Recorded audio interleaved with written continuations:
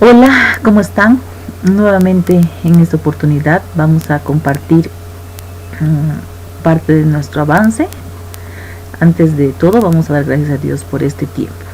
Amado Dios, gracias Señor por la vida, gracias por este día, gracias por tu misericordia, Padre, por perdonar nuestros males y por mantenernos con bien.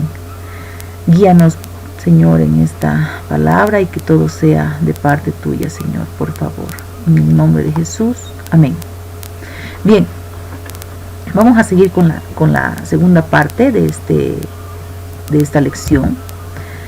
Pero ahora vamos a ver un poco del mundo en la época de Jesús, ¿sí? Regían en la época de Jesús tres culturas, se podría decir, ¿sí?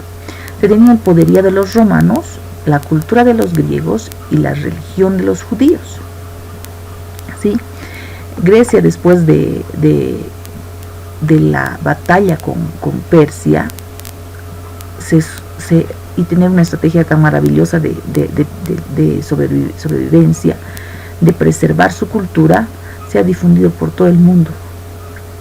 Y no, en este caso, también ha llegado al pueblo judío, su influencia, su cultura, ¿sí? Sin embargo, el pueblo judío siempre ha sido constante en su religión y en su fe en Dios. Bien, los romanos eran una potencia militar, por lo que estaban a cargo de muchas poblaciones judías y de otros países, porque se han proliferado de manera muy autoritaria, desde mi punto de vista. Sin embargo, hay una mezcla de todo esto en lo que es las escrituras, y por eso es que se ve este tipo de situaciones. Bien, vamos a hablar un poquito de lo que dice la Biblia sobre el poderío romano para corroborar con la palabra de Dios de que realmente estaban bajo el yugo de estos señores. En Lucas 2:1-3 dice, por ejemplo: aconteció en aquellos días que se promulgó un edicto de parte de Augusto César, que todo el mundo fuese empadronado, que era como el censo, ¿no? Este primer censo se hizo siendo Cirenio gobernador de Siria, e iban todos para ser empadronados, cada uno a su ciudad. Esa era la época en la que Jesús iba a nacer, por eso es que ellos tuvieron que ir hasta Belén.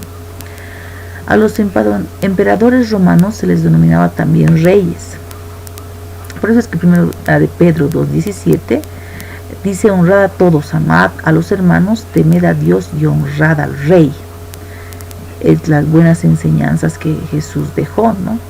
Cuando el Nuevo Testamento fue escrito, el Imperio Romano regía desde el extremo occidental del mar Mediterráneo hasta el río Éufrates, cercano al oriente. O sea, tenían amplio territorio de win a win, más o menos era todo lo que ellos dominaban, y se dividía el territorio en provincias como Macedonia, Acaya, Siria, Asia, Galacia y Panfilia, ¿no? Es para que más o menos tengamos referencia de la historia. A la cultura griega se denominaba también helenista. Los griegos tenían la idea de un idioma y un solo mundo. O sea, ellos querían dominar el mundo, su idioma esté en todos y ellos sean parte del mundo, o sea, que fuera Grecia, todo, ¿no? Y esa era su misión. De cierta forma, en la mentalidad, si bien no se llama Grecia todo el mundo, en la mentalidad de la gente y su influencia ha ido llegando a todas partes del mundo, inclusive a América, ¿no?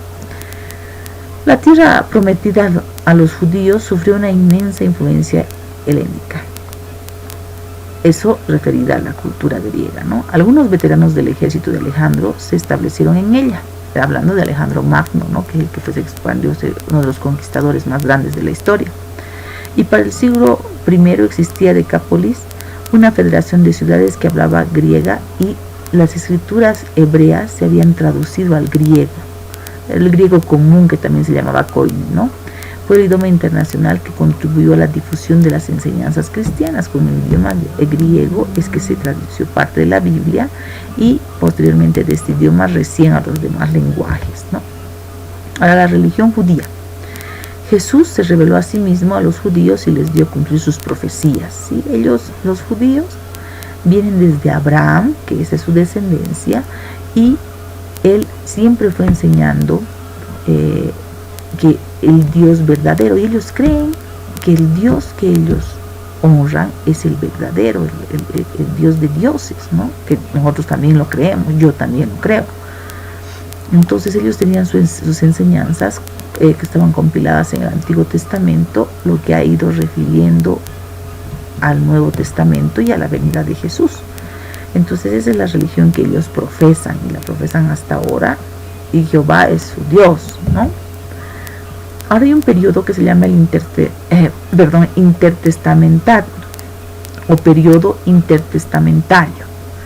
Este periodo del cristianismo está entre el Antiguo y el Nuevo Testamento, no por su extensión, porque es un periodo largo. Los escritos y los movimientos religiosos que sirvieron de puente en ambos testamentos, ¿sí? Tradicionalmente se ha considerado que comenzó tras la muerte del profeta Malaquías, que es el último libro del Antiguo Testamento, hacia el siglo V antes de Cristo, y este periodo terminó su misión en Juan el Bautista, ¿no? Sin embargo, se ha debatido mucho al respecto de este periodo, pero que se cree que más o menos ha sido así. Este periodo refiere a la creencia del común judaísmo, según el cual el cielo se cerró, el Espíritu Santo se retiró de Israel, ya no estaba con ellos, por eso es que han tenido tantos problemas. Los escritos en la Biblia tienen que ver con la protesta que ha habido, el canon del Antiguo Testamento, los acuerdos entre Esdras y Nehemías, etcétera, ¿no?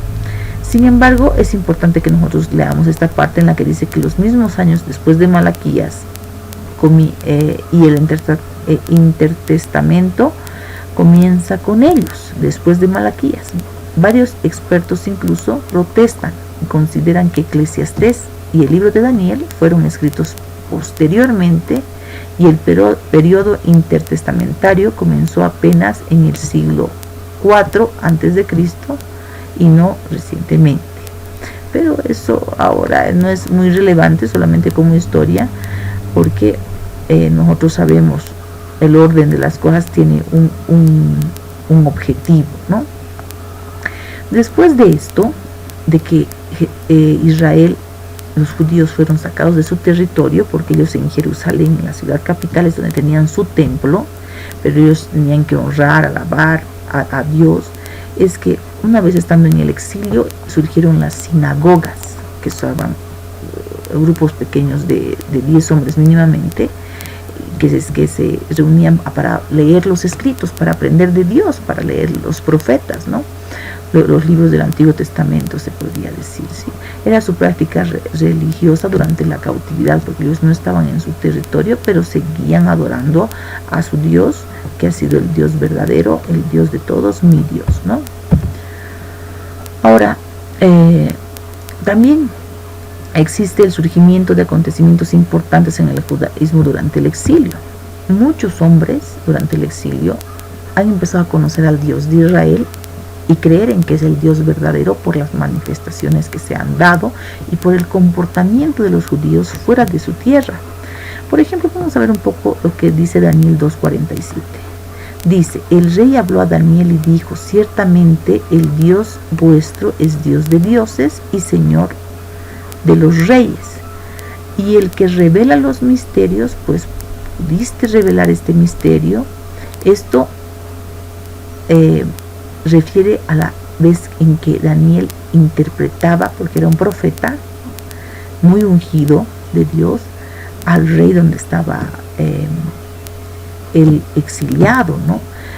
Tenía justamente a sus amigos con los que han estado en el horno de fuego, Daniel en el foso de leones, y al ver el respaldo que tenía Daniel de Dios, es que sus gobernantes creyeron en el Dios de Israel, ¿sí? Esa es la época en la que los judíos estaban dispersos, ¿no? A lo que a esta práctica se llama diáspora, ¿sí?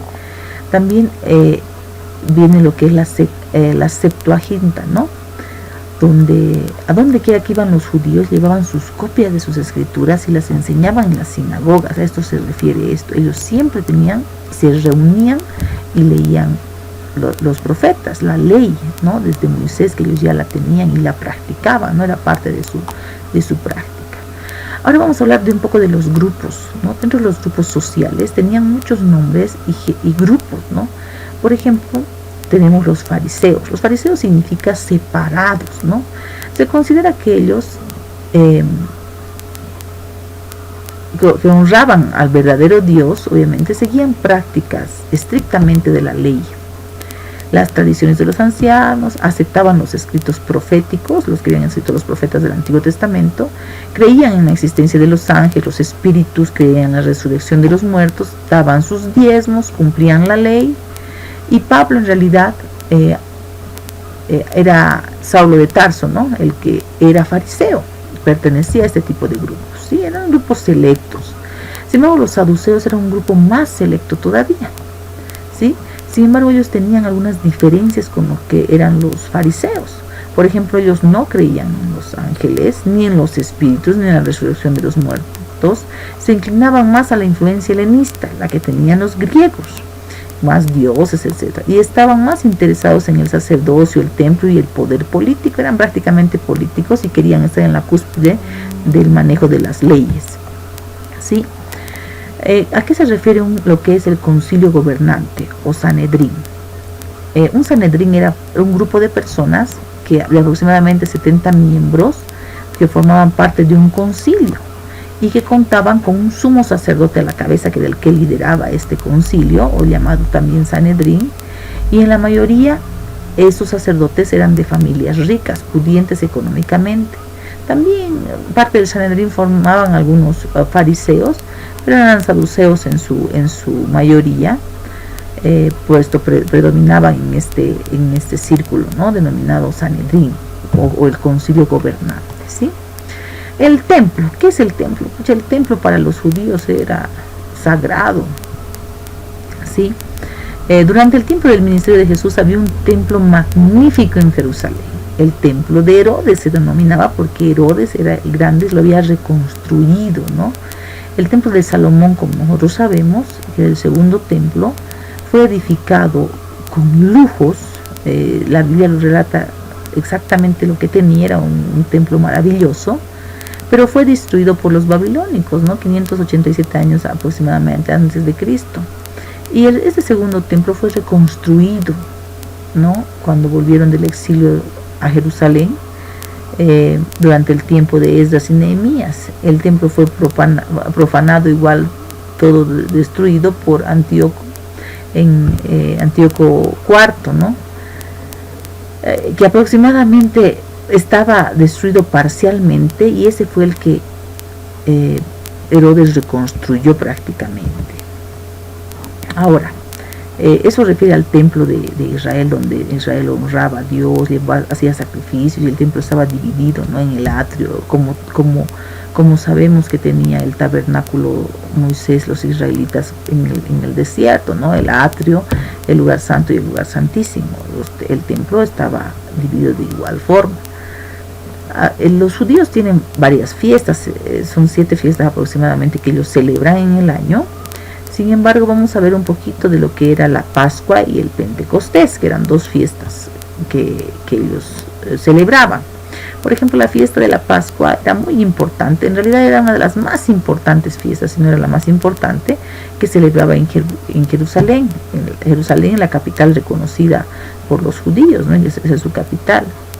Y se refiere a la liberación de los judíos. O sea, la Pascua habla de la liberación de los judíos de los egipcios cuando ellos estaban sometidos en el pueblo judío. Pues la liberación refiere a la Pascua, y por eso la celebran, que es como el 6 de agosto para nosotros. Celebramos nuestra independencia, ¿no? Que la que celebran ellos su independencia. Después de esta fiesta de las Pascuas, 50 días después exactamente, viene lo que es la fiesta de Pentecostés. Para ellos también es muy importante, sobre todo en el tiempo del Nuevo Testamento, durante el periodo intertestamentario, pues se comenzó a celebrar esta fiesta, que se celebra como la entrega de la ley a Moisés. O sea, después de la Pascua, que salió de Egipto, 50 días después es como celebrar que Moisés subió al monte, le entregó las tablas de la ley Dios, y ese es el momento en el que el pueblo se empieza a tener un orden, ¿no? Una disciplina, unas leyes, y la fiesta del Pentecostés refiere a la entrega de la ley a Moisés de parte de Dios. Eso es lo que celebra, ¿sí? Ahora vamos a hablar un poquito referido a lo que es el contenido de los libros del Nuevo Testamento, ¿sí? Referido a los libros históricos, sin embargo aquí están 4 evangelios, ¿no? Los 4 evangelios son Mateo, Marcos, Lucas y Juan. Y el libro que refiere a la historia, más bien, que aquí tengo un pequeño desfase, es los Hechos. Después tenemos libros también doctrinales, ¿no?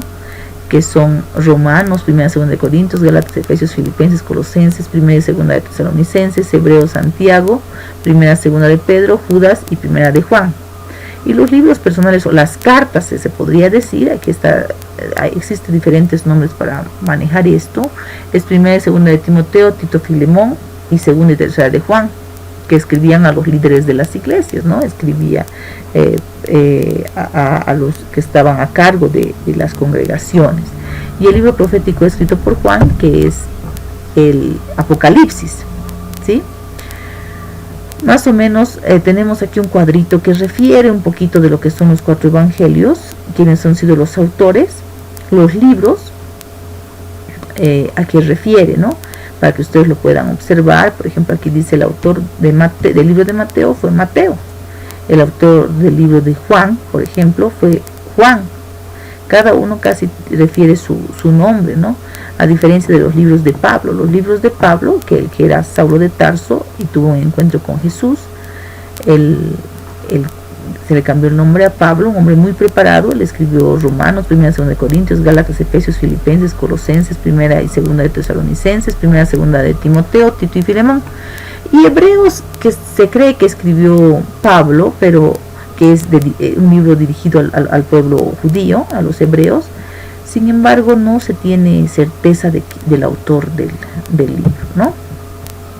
Aquí, por ejemplo, también hemos puesto un cuadrito que hace referencia al autor, a los escritos de ese autor, los capítulos que tiene cada libro, la ocupación del autor del libro y qué nacionalidad tenía. Si ustedes pueden ver acá, hay los autores son variados, ¿no? Su nacionalidad.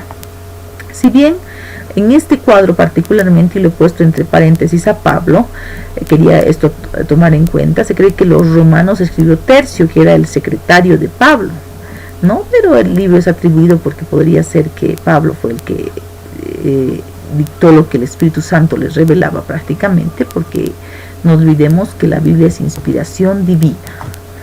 Muy bien, en esta etapa hemos concluido esta unidad, esta lección. Vamos a ver un poquito más de esto, de las fiestas sobre todo. Quiero que veamos la Pascua y por qué Jesús es para nosotros nuestra Pascua también, ¿no? Que es la celebración de la liberación de la opresión del hombre al pecado y Él nuestro libertador. Es un placer compartir con ustedes.